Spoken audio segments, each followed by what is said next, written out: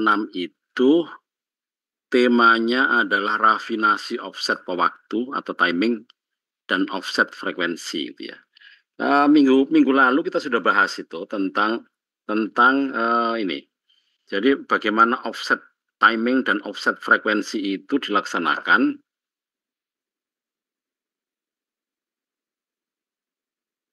Jadi minggu lalu itu kita sudah putuskan gitu ya. Kita sudah bahas. Kita sudah bahas bahwa offset waktu. Jadi kita mengatur waktu agar supaya sinkron gitu loh. Ya seperti kita ketahui kan bahwa sistem komunikasi digital itu sangat rentan terhadap perbedaan clock, gitu, perbedaan timing antara pemancar dan penerima gitu ya. Nah, karena itulah padahal kita tidak bisa yakin itu apakah clock antara pemancar dan penerima itu sinkron atau sama gitu ya, sama-sama akurat gitu misalnya. Bisa saja sama-sama tidak akurat gitu. Nah, karena itulah kemudian harus ada satu algoritma. Jadi ada algoritma harus kita lakukan agar supaya untuk mengkompensasi ketidaksinkronan itu gitu. Kita sudah lakukan kemarin. Jadi offset timing maupun offset frekuensi sudah kita lakukan. Utamanya di offset frekuensi. Offset frekuensi kemarin itu kita lakukan di domain frekuensi, ya. Domain frekuensi. Nah, kenapa saya katakan di domain frekuensi? Karena hari ini akan kita laksanakan offset frekuensi yang basisnya adalah di domain waktu dengan cara mencari korelasi gitu, mencari korelasi antara sinyal input dengan sinyal standar gitu. Dengan sinyal standar tentu saja kalian masih ingat ya bahwa sistem kita itu adalah 4 FSK. Jadi ada setiap simbol itu ada 4 kemungkinan gitu, ada 4 kemungkinan. Karena itu kita harus menilai apakah simbol ini F1, apakah F2, apakah F3, apakah F4. Karena jumlah frekuensi adalah 4 gitu. Ya, jadi yang minggu lalu kita sudah bahas itu untuk offset frekuensi tapi di domain frekuensi itu ya. Nah, sekarang di domain waktu. Artinya apa? Jadi kalau kita sudah bahas kemarin itu korelasi di domain frekuensi, sekarang korelasi di domain waktu itu. Ya, korelator di domain waktu.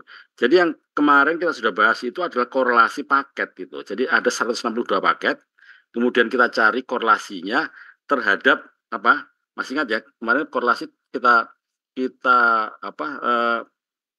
cari korelasi terhadap bit sinkron yang sebanyak 162 itu gitu ya. Sehingga dari situ akan ketahuan untuk apa sebenarnya sinkronisasi, untuk ini menggeser-geser waktu. Ya, jadi ya tentu saja tidak hanya waktunya digeser, frekuensinya juga digeser-geser itu. Nah, frekuensi digeser-geser, tapi basisnya adalah domain frekuensi. Kita sudah bahas kemarin itu.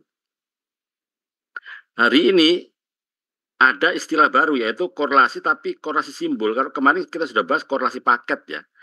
Korelasi antara bit sinkronisasi dengan satu paket data yang lebar, yang panjangnya 162 itu, 192 simbol ya. Nah, hari ini kita bahas sekarang itu, hari ini tidak. Jadi masing-masing simbol itu yang kita cari korelasinya. Tentu saja ada 4 kemungkinan frekuensi. Jadi kita bandingkan dengan 4 frekuensi, ya. Oke. Jadi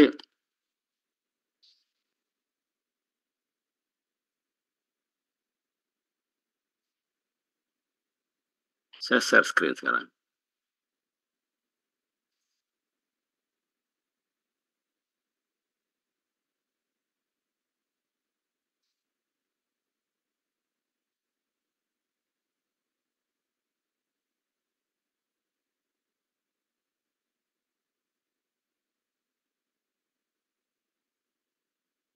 Ya, kita masih ingat ini ya. Jadi kemarin itu yang kita bahas adalah ini kan.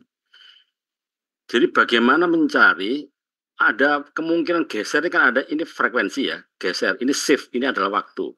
Kemudian ini karena Doppler. Jadi ini karena Doppler. Jadi geseran frekuensi bisa terjadi karena Doppler dan karena drift. Drift itu adalah ini, jadi ketidakakuratan lokal osilator gitu ya. Nah, kemudian shift. Nah, kalau shift ini adalah ya, ketidaksinkronan, ketidaksamaan timing frekuensi.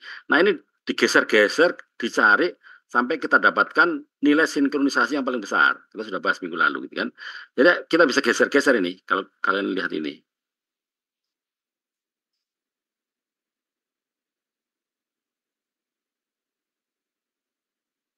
Apakah kalian bisa melihat ini pergerakan kursor saya? Bisa, Pak. Bisa ya, oke. Ya. Jadi kan yang kita bahas minggu lalu ini ya. Jadi ini satu paket ya, satu paket 162. Kalian masih ingat ya, yang kita rekam adalah 180 paket gitu, 180 blok. Nah, padahal yang akan kita deteksi adalah hanya 162 gitu kan ya. Tapi yang kita rekam adalah 180. Itu sudah bahas kemarin itu. Untuk apa? Untuk berjaga-jaga karena ada kemungkinan uh, tidak sinkron itu. Jadi timingnya nggak sama antara pemancar dan penerima. Karena itulah dipersiapkan sampai segitunya si desainernya sistem ini gitu ya. Mempersiapkan yang direkam itu tidak pas 162 blok, tapi 182 blok gitu. Dengan harapan nanti bisa digeser-geser untuk mendapatkan nilai sinkronisasi, nilai korelasi yang paling besar. Gitu. Nah, kemudian hari ini itu kita bahas ini. Jadi hari ini, jadi masing-masing kita punya 162 ya, 162 blok. Masing-masing blok itu kan bisa dikatakan sebagai apa? Simbol ya. Nah, itu terdiri masing-masing simbol itu terdiri dari 256 gitu. Kan ada 162. Jadi totalnya kan ada ini kan ada 46080 sampel ya. Jadi 46080 sampel ini adalah ya sampel dari input gitu yang terdiri yang disampling dengan frekuensi 375. Tentu saja ini sudah diturunkan ya dengan faktor 32 yang kita sudah bahas di awal-awal dulu. Sehingga kita mempunyai dua sinyal in phase dan kuadratur gitu ya. Yang panjangnya sama tentu saja 46080 sama panjangnya 46080 sampel, tapi yang satu in phase dan yang satu sefase dan yang lain kuadratur. Nah, itulah yang kemudian kita cari korelasinya gitu. Korelasi terhadap apa? Ini. Perhatikan lagi ini, gambar ini, perhatikan ya. Ini adalah yang tengah ini, frekuensi acuan. Kita sudah bahas di pertama dulu untuk mencari frekuensi acuan ya.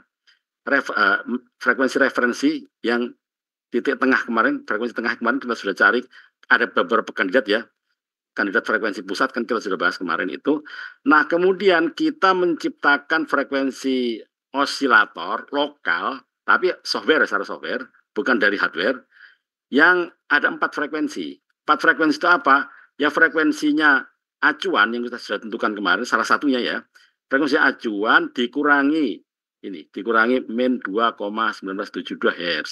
Kemudian yang frekuensi selanjutnya adalah frekuensi acuan dikurangi dengan ini 0,7324 Hz. Kemudian frekuensi acuan selanjutnya adalah lokal osilatornya maksud saya itu adalah frekuensi acuan ditambah dengan 0,7324. Kemudian selanjutnya frekuensi acuan ditambah dengan 2,1972. Nah, berarti kita punya 4 frekuensi ya. Jadi 4 frekuensi seperti ini maksudnya. Ini ya. Ada F0, F1, F2, F3. Nah, kemudian dibandingkan terhadap ini sinyal input. Sinyal inputnya apa? Ya sinyal tadi ini sudah kita ketahui ini. Dan masing-masing mempunyai jumlah sampel 256. Ya. Jumlahnya ada berapa? Ada 162. Ya, 162 bukan 162 simbol gitu. Nah, caranya bagaimana? Ini dicari korelasinya gitu. Ini ya. Jadi rumus korelasi itu seperti ini, harusnya dia. Gitu ya. Harusnya dia seperti ini. Mempunyai rumus korelasi. Silakan dibuka-buka lagi buku tentang pengolahan sinyal. Jadi sigma jumlah n sama dengan 0 sampai n-1, xn kalikan dengan yn. Di mana xn itu inputnya dan yn ini adalah lokal osilatornya ini. Ada 4 komponen lokal osilator. Nah, rumus ini agak ribet ini, agak panjang. Tapi ada dari teori kita bisa dapatkan jika match gitu ya, jika input ini itu adalah match itu, ya kita anggap sebagai match itu. Match dengan apa ya? Match dengan lokal osilator yang kita bikin ini. Jika dia match, maka rumusnya akan menjadi sederhana seperti ini. Jadi rumus korelasi, ini RXY, ini adalah rumus korelasi ya. Itu bisa kita sederhanakan seperti ini. Hanya dengan perkalian seperti ini. Nah, kalau bisa penurunan seperti ini, silakan lihat di buku, bukan buku teori, jadi buku praktikum yang kalian download itu, kalau kalian tertarik ya. Nah, yang ingin saya sebutkan lagi sekali lagi bahwa yang akan kita dapatkan di software yang kita ulik nanti adalah rumus ini. Ini adalah rumus korelasi antara sinyal X dan Y gitu ya, dengan asumsi bahwa X dan Y itu match gitu dia. Nah, apa itu match? Silakan nanti dibaca-baca di teori, dasar teori dari praktikum ini ya. Oke, jadi sebenarnya yang akan kita lakukan adalah ini saja yang akan kita lihat nanti itu. Jadi rumus ini RXY sama dengan sigma jumlah N sama dengan 0 sampai N besar min 1 kalikan X N Y N seperti ini. Ini adalah bentuk penyederhanaan dari rumus korelasi seperti ini dengan asumsi jika X dan Y itu match itu. Oke. Kemudian saya ini oke, jadi selesai itu, kemudian saya stop share. Saya coba share lagi ya untuk ya sekedar menunjukkan kepada kalian mana tadi yang saya sebutkan sebagai ini. Ini ya, jadi ini adalah hasil penurunan dari ini. Sebenarnya kita itu punya rumusnya itu adalah autokorelasi ini. Ini kan autokorelasi sebenarnya ini. Antara S1 dan HC ini gitu ya. Nah, kemudian akhirnya kita turunkan gitu ya dengan segala asumsinya sehingga kita bisa mendapatkan ini, kita mendapatkan rumus yang tadi itu. Jadi harusnya kan rumusnya ini ya, harusnya itu. Jadi ZT ini adalah korelasi antara R dan H gitu ya, antara dua sinyal ini, tapi asumsinya dia itu adalah dua. Dua ini asumsinya adalah mempunyai dia adalah match gitu sehingga akan kita dapatkan ini gitu. Ini turunannya ini. Silakan yang kita tidak sedang membahas ini, tapi saya ingin menunjukkan bahwa rumus Z ini ZK sama dengan sigma jumlah 0, N sama dengan 0 sampai N-1 Rn Sn ini adalah penurunan dari korelasi di atas tadi itu menjadi rumus perkalian biasa seperti ini dengan syarat dia itu harus match gitu antara R dan S ya. Nah, kemudian apa lagi ini? Ini dikalikan ya, dikalikan. Sebenarnya apa yang kotak-kotak ini sebenarnya rumus ini. Ini rumus ini. Sehingga nanti kita akan mendapatkan 4 harga Z ini. Ini kan kita akan mendapatkan 4 harga Z ini. 4 output ini. Nah, 4 output inilah yang kemudian kita cari yang paling besar. Kemudian kita sigma jumlah sebanyak 162 karena jumlah simbolnya 162. Yang paling besar itulah dia yang posisi yang paling paling paling sinkron maksudnya itu paling sinkron. Ya. Nah, kemudian ini saya stop aja, saya akan pindah ke ini sekarang. Saya akan pindah.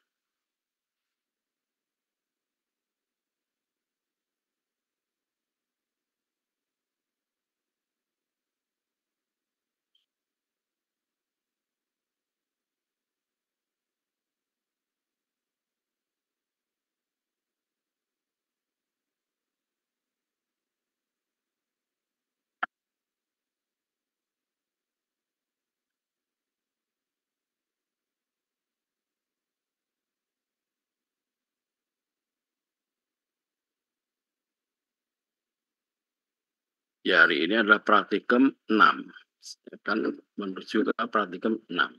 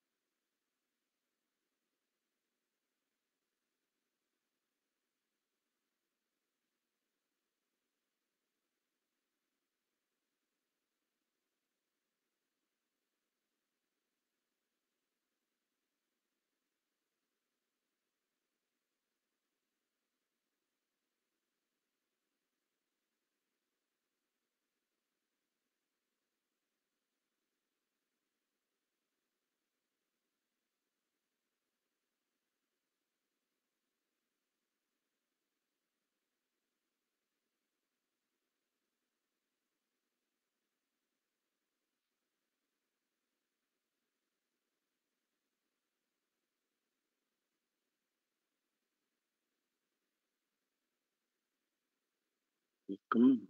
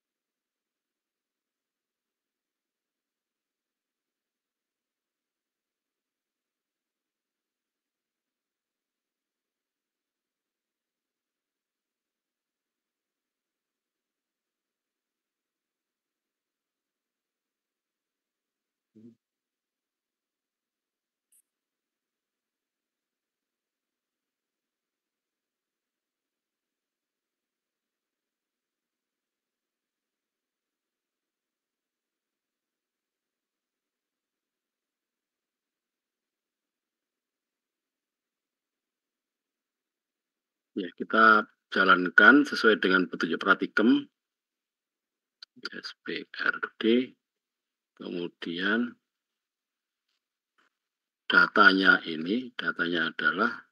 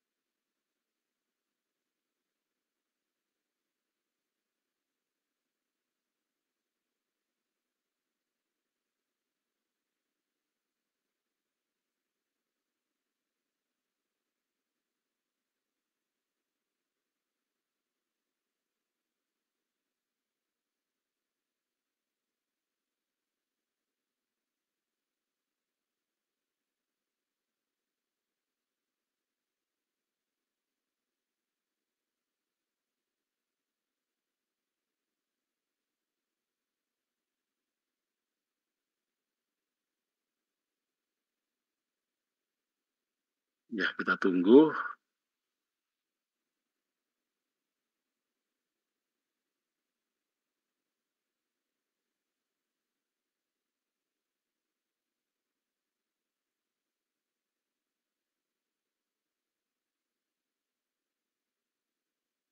Ya, seperti biasa semua langkah praktikum itu akan pasti mengeluarkan data seperti ini.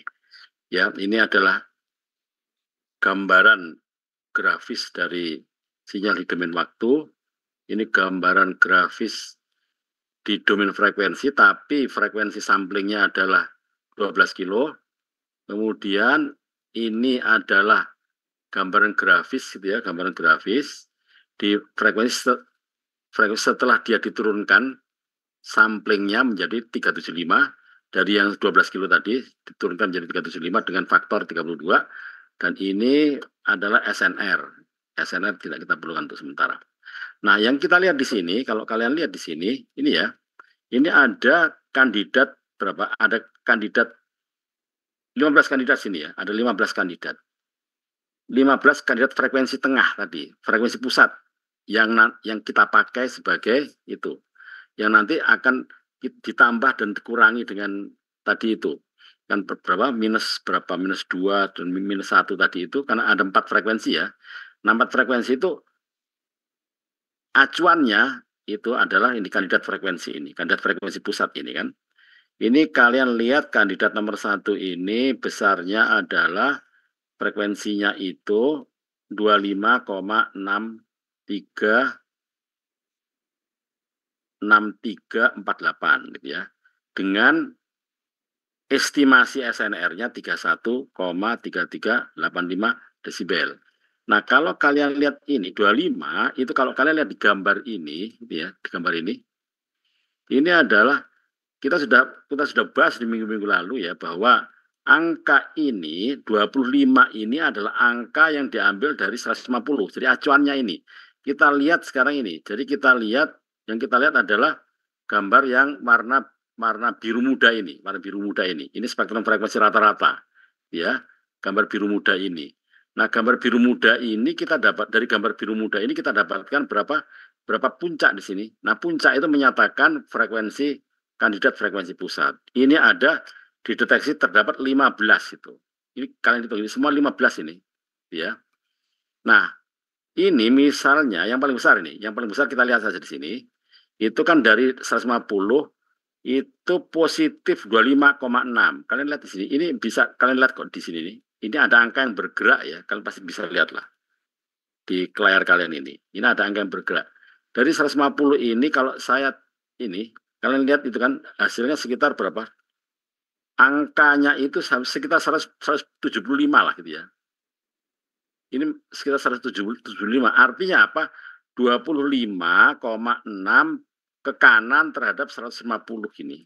Jadi kalau 150 ditambah 25 karena dia positif ya, itu adalah ya titik ini. Nah, berapa SNR-nya? Kan SNR sudah kita hitung berdasarkan minggu lalu gitu ya. Jadi berapa? Angka 30% ya, angka 30%. Nah, tadi sudah 30%. Sebentar. Ini saya awali lagi aja. Maksudnya enggak saya hapus tadi ya. Oke, saya awali lagi. Bentar, saya awali lagi. Saya awali. Ya. Supaya kalau ada gambaran gitu. Saya awali lagi.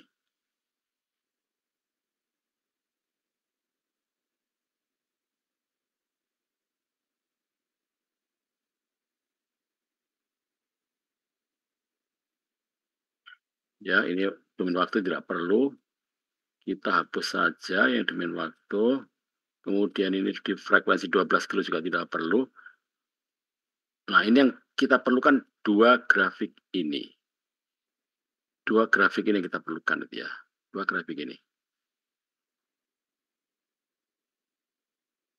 Ini ya, dua grafik ini kita perlukan. Ini menarik ya. Jadi, kalau kalian lihat di sini, ini ya, kalian lihat di sini. Ini adalah ini misalnya yang kandidat pertama. Kandidat pertama itu kan 25,6. Artinya yang besar ini, kalian lihat ini. Yang sebelah kanan ya. Ini. Lihat di sini. Ini adalah berapa? 25,6 lebih besar terhadap 150 gitu. Jadi kalau kalian lihat ini sekitar 175 ini, angka yang bergerak di bawah ini di sebelah kiri ini kalian lihat kalau saya kursor saya letakkan di sini, kan itu angkanya sekitar 175 itu. Kan ya. Ini sekitar 175 itu. Ya kan? Nah, itu menyatakan bahwa ini kandidat pertama. Nah, kemudian SNR-nya itu sudah dihitung dia sebesar 31. Nah, kita sudah ingat ya, kita masih ingat bahwa ini bahwa menghitung SNR itu adalah 30% ini urut-urutan ini. Jadi ini kalau jumlahnya ini berapa 400 berapa itu kemarin itu 30%-nya berapa itu adalah titik di mana itu diestimasi sebagai noise itu sebagai noise itu ya sebagai eh, sebagai level noise. Jadi di daerah sini nih 30%-nya ini. Dan memang ini tidak kritikal, tapi oleh desainernya, ini oleh desainernya ini ditentukan ini 30%. Tapi kalau kalian lihat buku-buku apa bukan buku teori, jadi buku-buku dari standar ITU itu bahkan tidak perlu 30%, itu 20 sampai 70% itu bahkan itu. Masih dianggap sebagai noise itu. Ya 70% bisa jadi daerah sini lah gitu ya. Dari 20%. Jadi tidak kritikal lah. Memang untuk sistem ini yang dipakai 30%. Jadi sekali lagi ini saya ingatkan bahwa menghitung SNR itu banyak sekali itu. Jadi bisa dari setiap sistem itu mempunyai sistem yang berbeda. Jadi kalau kalian mendapati alat dengan dengan tampilan SNR itu kalian harus melihat latar belakang teori perhitungannya. Ada pasti di buku manual itu. Dan akan berbeda dari sistem satu dan sistem yang lain, device satu dengan device yang lain gitu ya. Jadi itulah perlunya kita membaca manual device itu. Oke, kita kembali lagi ke sini. Terus kemudian yang kedua itu ini min 74. Min 74 ini adalah ya kan acuannya kan 150 nih. Kita lihat 150 dikurangi 74 ya ini sebenarnya yang besar ini. Ini yang kedua ini gitu ya. Ini kandidat yang kedua. Itu didapat apa harga apa SNR-nya itu sebesar ini min 6,1738 ini seperti ini. Itu ya. Kemudian yang kedua adalah 75 ke kanan itu. 75 ke kanan itu berarti ya di daerah kanan di atas 75 Hz terhadap 150. Mana itu? Tidak kelihatan. Oh, mana itu? 75. Mungkin di angka-angka kecil ini, mungkin di angka-angka kecil ini. Daerah kecil ini. Kita tidak kelihatan ini. Ini kan. Jadi dapatkan min 20 karena itu kecil banget itu, kecil banget ya. Atau jangan ini mungkin ya. Ini sekitar sini. Ini 150 ditambah 75. Jadi harusnya 225. Ya ini mungkin ya. Harusnya kan berapa 75 ya 225 ya mungkin ini 225.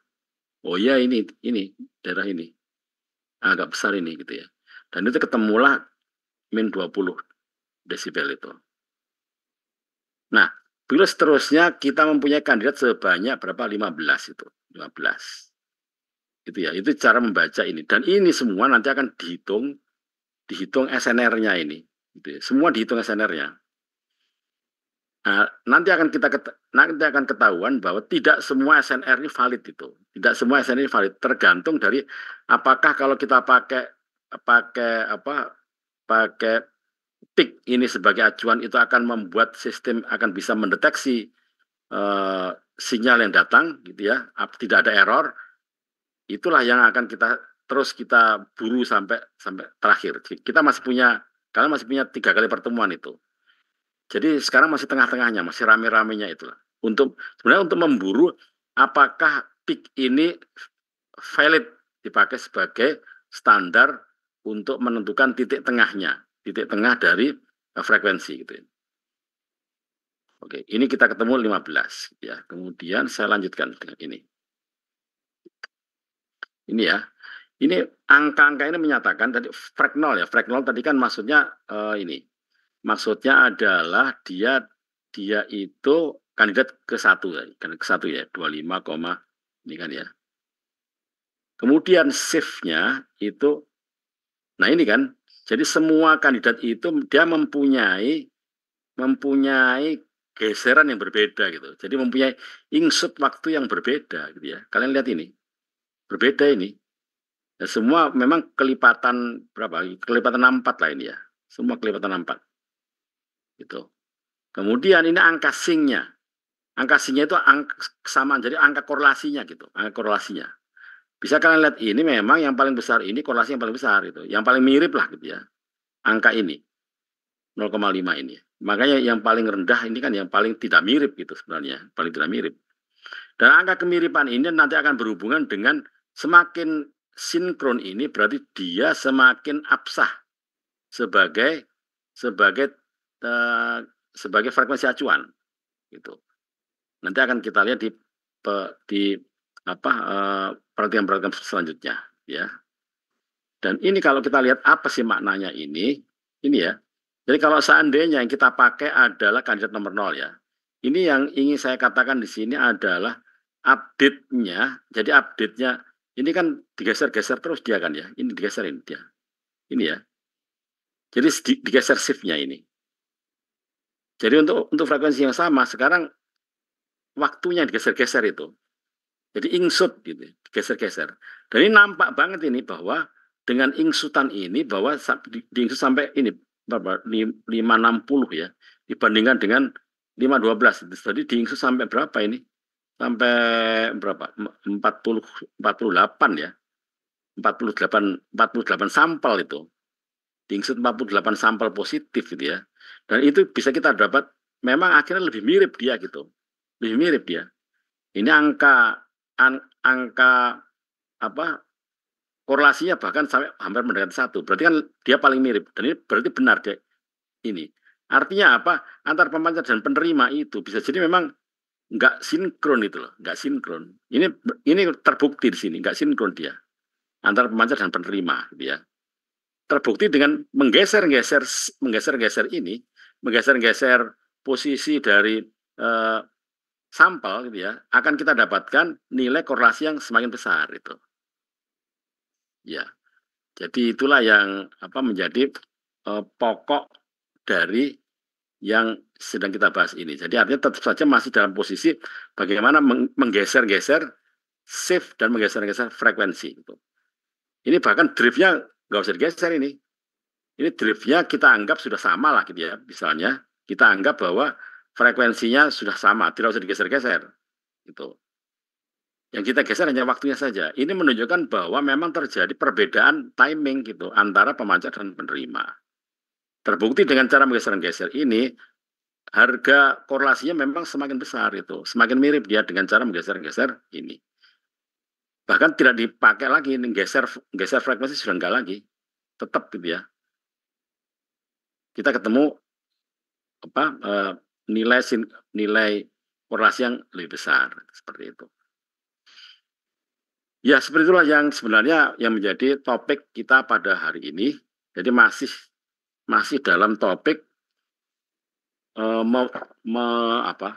topik offset di domain waktu dan di domain frekuensi gitu. Seperti ini.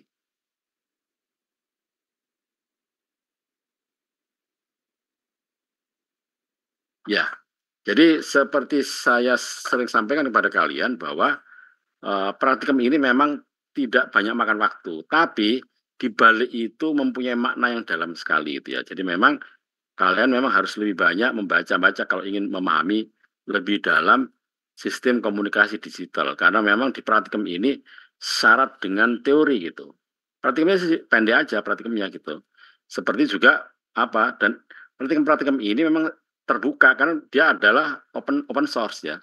Jadi kalian bisa memanfaatkan ini penggalan-penggalan dari program itu bisa kalian manfaatkan untuk keperluan yang lain gitu kan. Ya tentu saja dengan memahami ini langkah-langkah praktikum itu gitu. Jadi ya selain kalian bisa manfaatkan sendiri kalau seandainya mau, kalian bisa memahaminya gitu. Karena apa? Ini frekuensinya kan frekuensi HF gitu. Jadi bisa terlihat lebih seksama. Bayangkan kalau seandainya kalian pakai frekuensi yang KU band, pakai frekuensi band, ya gigahertz itu ya kalian tidak akan dengan peralatan yang apa adanya, kalian tidak bisa akan mendapatkan dalamnya teknologi. Jadi sekali lagi bahwa dalamnya teknologi itu bisa kita lakukan dengan tidak perlu alat canggih itu. Ya alat yang ada aja, ini aja kalian sudah masih perlu radio ini kan. Kalian masih perlu radio ini. Ada radio, ada Raspi, dan perlu kalian ketahui Raspi itu canggih itu. Belum di zaman saya kuliah seumur kalian tidak ada Raspi. itu sama dengan superkomputer itu, selevel Raspberry itu, ya. Jadi beruntung sekali saat ini kalian bisa mempelajarinya dengan peralatan yang ada yang relatif murah. Jadi alat itu sebenarnya bukan alat murah, bukan alat murahan, tapi alat canggih, tapi dengan harga yang affordable, yang murah gitu. Ya baik, sampai di sini jika ada pertanyaan atau komentar silahkan disampaikan.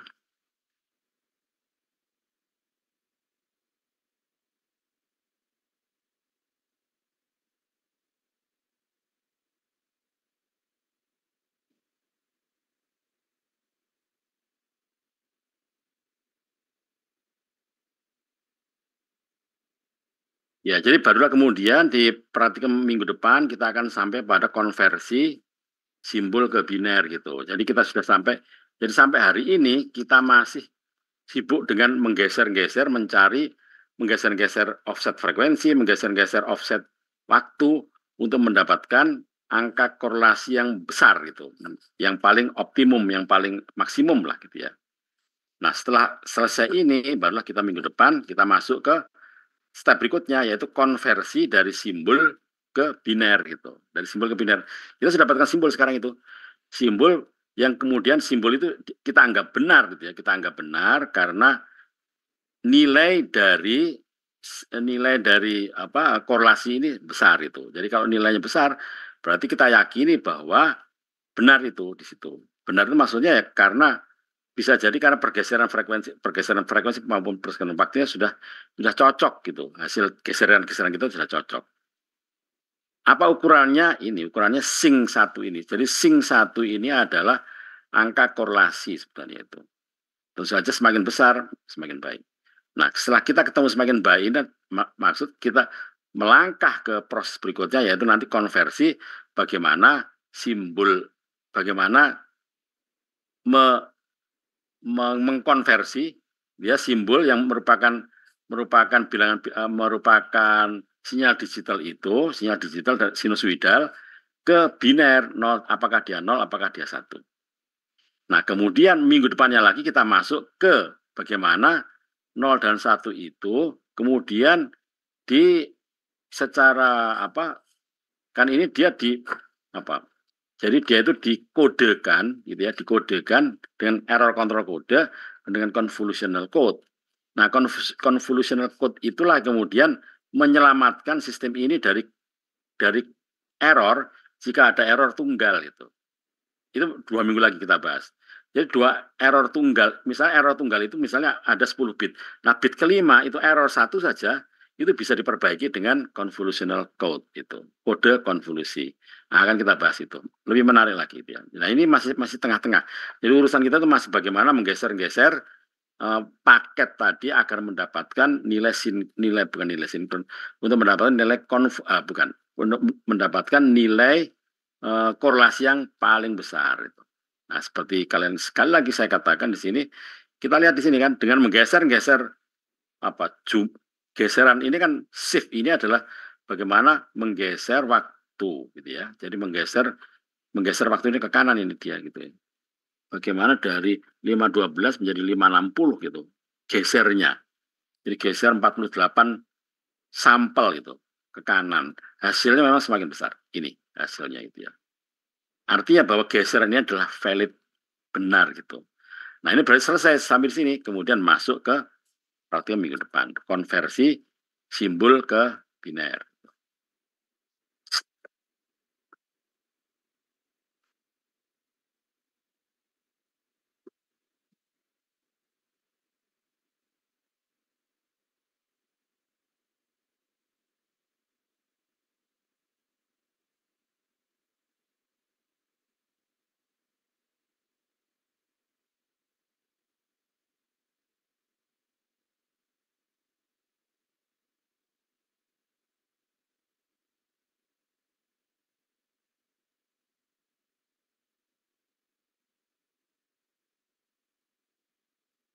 Ya baik, ada pertanyaan?